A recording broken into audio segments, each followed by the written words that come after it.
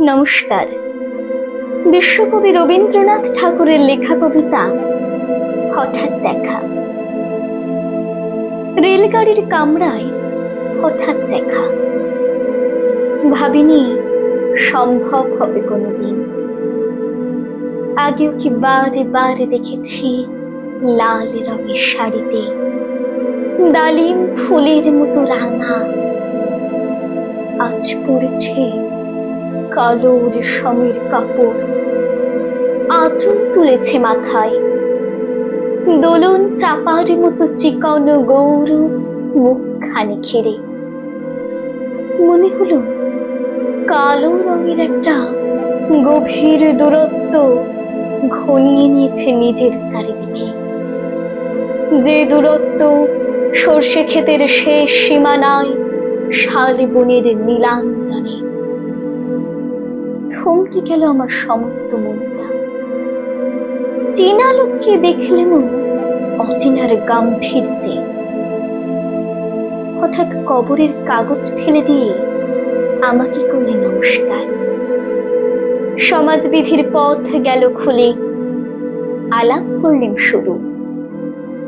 কেমন আছো, কেমন চলছে সংসার ইত্যাদি। সে রইল জানলার বাইরের দিকে চেয়ে, যেন কাছের দিনের ছোঁয়াচ পার হওয়ার চাহনিতে। দিলে অত্যন্ত ছোট দুটো একটা জবাব, কোনোটা বা দিলেই না।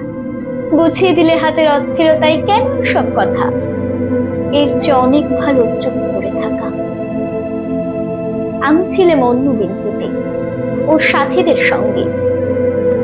একসময় আঙুল নেড়ে জানালে কাছে আসতে, মনে হলো কম সাহস নয়। বসলুম ওর এক বেঞ্চিতে, গাড়ির আওয়াজের আড়ালে বললে মৃদু স্বরে, কিছু মনে করো না। সময় কোথা সময় নষ্ট করার, আমাকে নামতে হবে পরের স্টেশনে। দূরে যাবে তুমি, দেখা হবে না আর কোনোদিনই।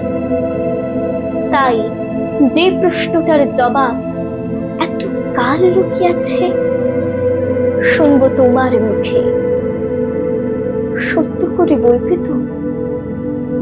আমি বললেন বলবো। বাইরে জানালার দিকে তাকিয়েই শুধলো, আমাদের গেছে যেদিন একেবারেই কি গেছে, কিছুই কি নেই বাকি। একটু করলেন চুপ করে, তারপর বললেন, রাতের সব তারাই আছে দিনের আলোর গভীরে। খটকা লাগলো, কি জানি বানিয়ে বললেন নাকি। ও বললে, থাক এখন যাও ওদিকে। সবাই নেমে গেল পরের স্টেশনে, আমি চললেন একা। নমস্কার।